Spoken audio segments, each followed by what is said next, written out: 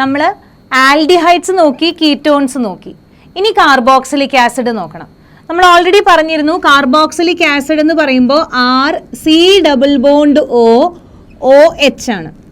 അതായത് ഒരു കാർബോണിൽ ഗ്രൂപ്പ് ഉണ്ട്, കാർബോണിൽ ഗ്രൂപ്പ് ഉണ്ട്. പിന്നെ അതുപോലെ തന്നെ എന്തുണ്ട്, ഒരു ഹൈഡ്രോക്സിൽ ഗ്രൂപ്പ് ഉണ്ട്, അപ്പൊ ഇതിൽ നിന്നാണ് കാർബോക്സിലിക് ആസിഡ് എന്നുള്ള പേര് വന്നത്. കാർബോക്സിലിക് അല്ലെങ്കിൽ കാർബോക്സിലിക് ആസിഡ് എന്നുള്ള പേര് വന്നത്. ഓക്കെ, ഇനി ഇതിന്റെ നെയിമിംഗ് നോക്കുകയാണെങ്കിൽ നമുക്കറിയാം, ഇതിനെ നെയിം ചെയ്യുമ്പോൾ നമ്മൾ എല്ലാം ആൽക്കെയിൻ ആണെങ്കിലും അതായത് ആൽഡിഹൈഡ് ആണെങ്കിലും കീറ്റോൺ ആണെങ്കിലും ഒക്കെ നമ്മൾ കറസ്പോണ്ടിങ് ആൽക്കെയിൻ എടുത്തിട്ട് എൻഡിങ്ങിലത്തെ ഇ മാറ്റിയിട്ട് നമ്മൾ എന്ത് ചെയ്യാണ് ചെയ്തത്, AL എന്ന് എഴുതിയപ്പോൾ ആൽഡിഹൈഡായി.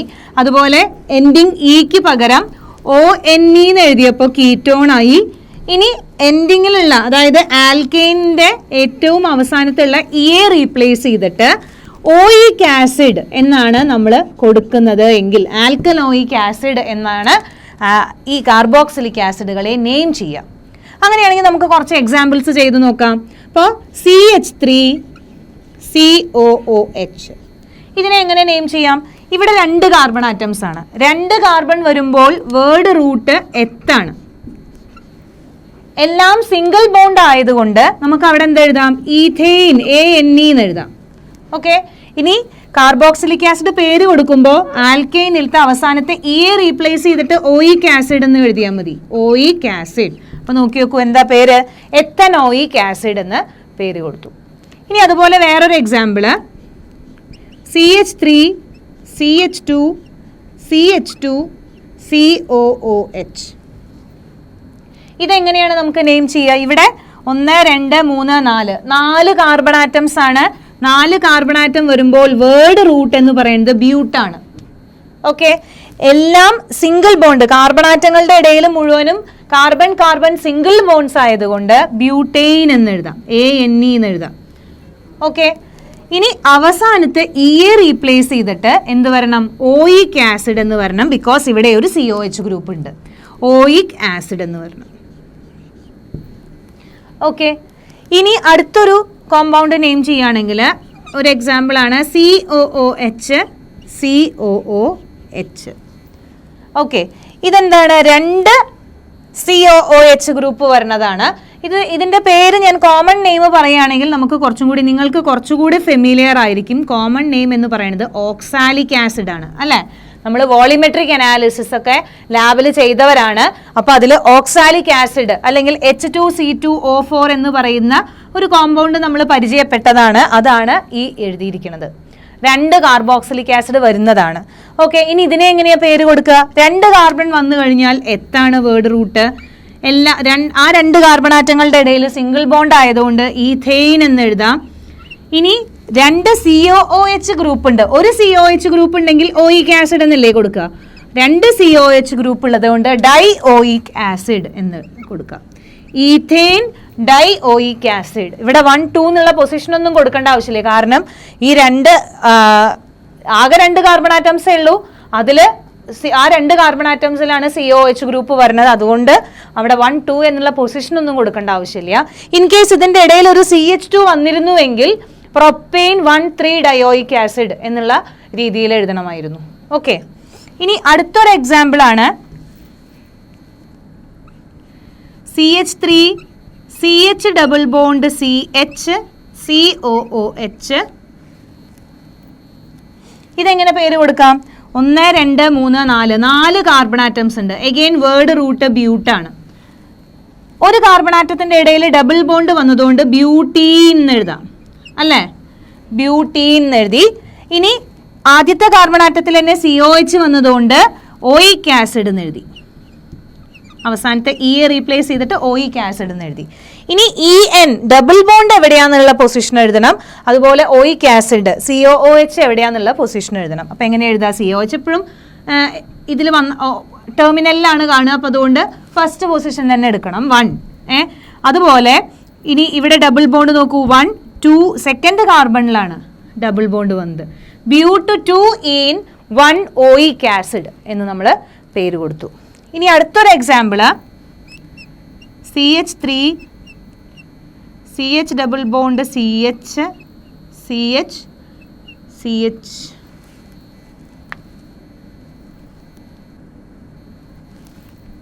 CH2 CH2 CH CH2 CH3 COOH. ഇതിനെ എങ്ങനെയാ പേര് കൊടുക്കുക? അപ്പോൾ ഇവിടെ നമുക്ക് നോക്കാം, longest continuous carbon chain select ചെയ്യണം. 1 2 3 4 5. ഇനി 1 2 3 4 5 6.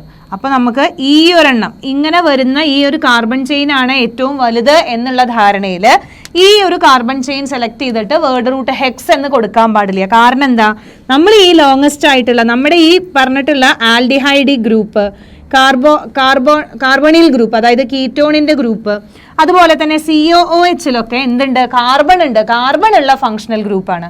അപ്പോൾ ആ ഫങ്ഷണൽ ഗ്രൂപ്പ് ഈ വലിയ ചെയിനിന്റെ പാർട്ടായിരിക്കണം. അപ്പോൾ നമ്മൾ ഇവിടുന്നാണ് നമ്പർ ചെയ്യുക. 1 2 3 4 5 5 കാർബൺ ആറ്റംസ് ആണ് വരുന്നത്. അപ്പോൾ പെൻറ്റാണ് നമ്മുടെ വേർഡ് റൂട്ട് എന്ന് പറയണത്. എല്ലാം സിംഗിൾ ബോണ്ട് ആയതുകൊണ്ട് പെൻറ്റെയിൻ ആണ്. ഇനി ഇതിലൊരു COOH വരുന്നത് കൊണ്ട് അതിലെ അവസാനത്തെ റീപ്ലേസ് ചെയ്തിട്ട് പെൻറ്റനോയിക് ആസിഡ് എന്ന് പേര് കൊടുത്തു. ഇപ്പോഴും കഴിഞ്ഞില്ലേ, രണ്ടാമത്തെ കാർബണിൽ ഒരു ഈഥൈൽ സബ്സ്റ്റിറ്റ്വൻ്റ് ഉണ്ട്. അപ്പോൾ 2-ethyl പെൻറ്റനോയിക് ആസിഡ് എന്ന് അതിനെ പേര് കൊടുത്തു. ഓക്കെ, ഇനി നമുക്ക് എന്ത് ചെയ്യാം? ഇനി ഓർഗാനിക് ആയിട്ടുള്ള അല്ലെങ്കിൽ അരോമാറ്റിക് ആയിട്ടുള്ള കോമ്പൗണ്ട്സ് എങ്ങനെയാണ് നെയിം ചെയ്യേണ്ടത് എന്ന് നോക്കാം. അരോമാറ്റിക് ആയിട്ടുള്ളത്, അപ്പം അതിനൊരു എക്സാമ്പിളാണ് ഇത്. അരോമാറ്റിക് ആയിട്ടുള്ള കോമ്പൗണ്ട് ആണല്ലോ. അരോമാറ്റിക് ആയിട്ടുള്ള ബെൻസീൻ റിങ് കണക്ട് ചെയ്തിട്ടുള്ള ഒരു ആസിഡ് ആണ് അല്ലേ? അപ്പോൾ അതായത് ബെൻസീനിലേക്ക് ഒരു COH കണക്ട് ചെയ്തതാണ്. ഇതിനെ എങ്ങനെ എന്ത് പറയാം? ബെൻസീൻ കാർബോക്സിലിക് ആസിഡ് എന്നാണ് ഇതിന് പേര് കൊടുക്കുക. Benzene carboxylic acid. Okay, benzene carboxylic acid എന്നാണ് ഇതിന് പേര് കൊടുക്കുക. അല്ലെങ്കിലോ ബെൻസോയിക് ആസിഡ് എന്നുള്ള കോമൺ നെയിമിലാണ് ഇത് കൂടുതലായിട്ട് ഫെമിലിയർ ആയിട്ടുള്ളത്. Benzoic acid. Okay, benzoic acid എന്നുള്ള കോമൺ നെയിമിലാണ് ഇത് ഫെമിലിയർ ആയിട്ടുള്ളത്. ഈ രീതിയിൽ ബാക്കി വേറെ ഏതും അരോമാറ്റിക് ആയിട്ടുള്ള വേറെ ഏത് വന്നാലും, ഇപ്പോൾ ഇവിടെ ഒരു CH3 ഗ്രൂപ്പ് വന്നിട്ടുണ്ടെങ്കിൽ 3-methyl ബെൻസോയിക് ആസിഡ്, അങ്ങനെ ബെൻസോയിക് ആസിഡിൻ്റെ ഡെറിവേറ്റീവ്സ് ആയിട്ടാണ് ബാക്കിയുള്ള അരോമാറ്റിക് കോമ്പൗണ്ട്സ് ഒക്കെ നമ്മൾ നെയിം ചെയ്യുക. ഇപ്പോൾ ഫോർ എക്സാമ്പിൾ ഇത്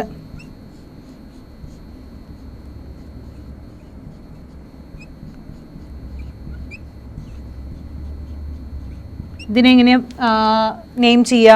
2 4 ഇത് ഫസ്റ്റ് പൊസിഷൻ. ഈ ഫങ്ഷണൽ ഗ്രൂപ്പുള്ള കാർബണിയൽ ഫങ്ഷണൽ ഗ്രൂപ്പ് കാർബണിയൽ ഗ്രൂപ്പുള്ള അല്ലെങ്കിൽ ആസിഡിക് കാർബൺ ഫസ്റ്റ് പൊസിഷനാണ്. ആസിഡിലുള്ള കാർബൺ ഫസ്റ്റ് ആണ്.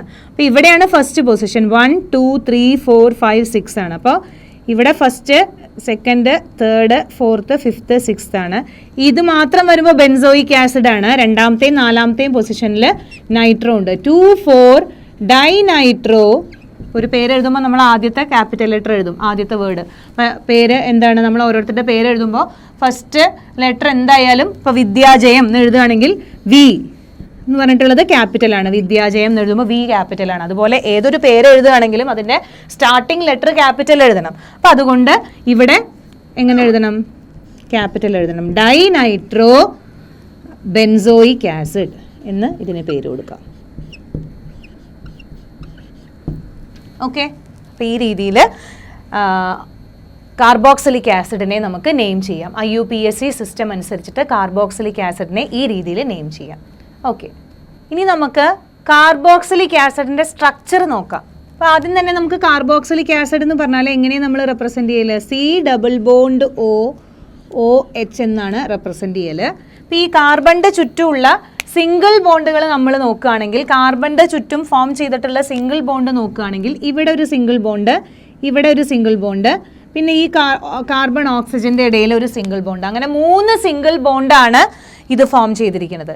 അപ്പം 3 സിംഗിൾ ബോണ്ട് ഫോം ചെയ്യുകയാണെങ്കിൽ നമുക്കറിയാം sp2 ഹൈബ്രിഡൈസേഷൻ ആണ്. കാർബൺ 3 സിഗ്മ ബോണ്ടാണ് ഫോം ചെയ്തിരിക്കുന്നത്. 3 സിഗ്മ ബോണ്ട് ഫോം ചെയ്തിരിക്കുകയാണെങ്കിൽ sp2 ഹൈബ്രിഡൈസ്ഡ് ആണ്. sp2 ഹൈബ്രിഡൈസ്ഡ് ആണെങ്കിൽ ട്രയഗണൽ പ്ലനാർ ആണ്.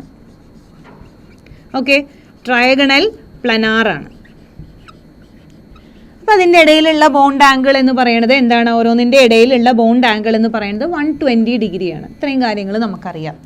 ഇനി ഇവിടെ നമ്മൾ നോക്കുകയാണെങ്കിൽ ഇതിൽ നമുക്കറിയാം ഈ ബോണ്ട് എന്ന് പറയുന്നത് RC ഡബിൾ ബോണ്ട് O ഓക്സിജനിൽ ലോൺ പെയർ ഉണ്ട്, ഹൈഡ്രജൻ, ഇങ്ങനെയാണ് ഇത് എക്സിസ്റ്റ് ചെയ്യണത് അല്ലേ? അപ്പോൾ ഈ ബോണ്ട് എന്ന് പറയുന്നത് ഇങ്ങോട്ട് ഷിഫ്റ്റ് ചെയ്യും. അപ്പോൾ എങ്ങനെയാണത്? RCO മൈനസ്, ഇവിടെ കാർബൺ പോസിറ്റീവ് ചാർജ്, ഇവിടെ OH. നമ്മുടെ ആൽഡിഹൈഡിൻ്റെ കേസിൽ ഈ കാർബണിൽ കാർബൺ എന്ന് പറയുന്നത് പോസിറ്റീവ്ലി ചാർജ്ഡ് ആണ്. അപ്പോൾ പോസിറ്റീവ് ചാർജിലേക്ക് എന്താണ് ഇലക്ട്രോഫൈൽ വന്നിട്ട് അറ്റാക്ക് ചെയ്യും അല്ലേ? ഇലക്ട്രോഫിലിക് ആയിട്ടുള്ള റിയാക്ഷൻസ് അവിടെ നടക്കും. കാർബണിൽ കാർബണിൽ ഇലക്ട്രോഫിലിക് റിയാക്ഷൻസ് ഒക്കെ നടക്കും അല്ലേ? ഇനി ഇവിടെ വേറൊന്നും ഉണ്ടായിരുന്നില്ല. നേരത്തെ കേസിൽ ഇവിടെ ഹൈഡ്രജൻ അല്ലെങ്കിൽ ഇവിടെ വേറെ ഏതെങ്കിലും ആൽക്കൈൽ ഗ്രൂപ്പ് ഒക്കെ ആയിരുന്നു ഉണ്ടായിരുന്നത്. ഇവിടെ നോക്കൂ, ഈ കാർബോക്സിലിക് ആസിഡിന്റെ കേസിൽ ഇവിടെ ലോൺ പെയർ ഉള്ളത് കൊണ്ട് അടുത്ത സെക്കൻഡിൽ എന്തുണ്ടാവും അറിയോ? ഈ ലോൺ പെയർ ഇങ്ങോട്ട് ഷിഫ്റ്റ് ചെയ്യും. അങ്ങനെ അപ്പോൾ അതിന് അടുത്ത റെസണൻസ് സ്ട്രക്ചർ കിട്ടും. അതായത് CRCO minus double bond OH plus, ഇങ്ങനെയുള്ള ഒരു റെസണൻസ് സ്ട്രക്ചർ പോസിബിൾ ആണ്. അപ്പോൾ നമ്മുടെ കാർബണിൽ ഗ്രൂപ്പിനെ കമ്പയർ ചെയ്യുമ്പോൾ ഇത് ലെസ് ഇലക്ട്രോഫിലിക് ആണ്. ബിക്കോസ് ഇതിന് ഇങ്ങനെ ഒരു റെസണൻസ് സ്റ്റെബിലൈസേഷൻ, ഈ രീതിയിലൊരു റെസണൻസ് സ്റ്റെബിലൈസേഷൻ വരുന്നത് കൊണ്ട് അത് കാർബണിൽ കാർബൺ എന്ന് പറയുന്നത് ലെസ് ഇലക്ട്രോഫിലിക് ആണ്. പോസിറ്റീവ് ചാർജ് ആണ്. പോസിറ്റീവ് ചാർജ് എന്ന് പറയുമ്പോൾ എന്താണ്? ന്യൂക്ലിയസ് ആണ്. അപ്പോൾ ന്യൂക്ലിയർ ലവിങ് ആയിട്ടുള്ള ന്യൂക്ലിയോഫിലിക് റിയാക്ഷൻസ് ആണ് അവിടേക്ക് വരുന്നത്. അപ്പോൾ എന്താണ്? നെഗറ്റീവ്ലി ചാർജ്ഡ് ആയിട്ടുള്ള എന്താണ് ന്യൂക്ലിയോഫൈൽ വന്നിട്ട് അറ്റാച്ച് ചെയ്തിട്ട് ന്യൂക്ലിയോഫിലിക് റിയാക്ഷൻസ് നടക്കും. അതുപോലെ തന്നെ ഇവിടെ ഈ ഓക്സിജനിൽ നമുക്കറിയാം ഓക്സിജന് നെഗറ്റീവ് ചാർജ് ആണ്. നെഗറ്റീവ് ചാർജ് ഏതിനാണ്? ഇലക്ട്രോൺസിനാണ്. അപ്പോൾ പോസിറ്റീവ് ചാർജ് ഉള്ള ഇലക്ട്രോഫൈലുകൾ വന്നിട്ട് അറ്റാക്ക് ചെയ്യും. ന്യൂക്ലിയോഫൈൽ, ഇവിടേക്ക് ന്യൂക്ലിയോഫൈൽസ് വന്നിട്ട് കാർബണിൽ കാർബണിലേക്ക് അറ്റാക്ക് ചെയ്യും. അതുപോലെ തന്നെ ഇലക്ട്രോഫൈൽസ് വന്നിട്ട് ഇപ്പോൾ നെഗറ്റീവ് ചാർജ് ആയിട്ടുള്ള സെൻറ്ററിൽ ഇതാക്കിയിട്ട് റിയാക്ഷൻസ് തരും. ഓക്കെ, ഇതാണ് ഇതിൻ്റെ സ്ട്രക്ചറിനെ കുറിച്ച് നമുക്ക് പറയാനുള്ളത്.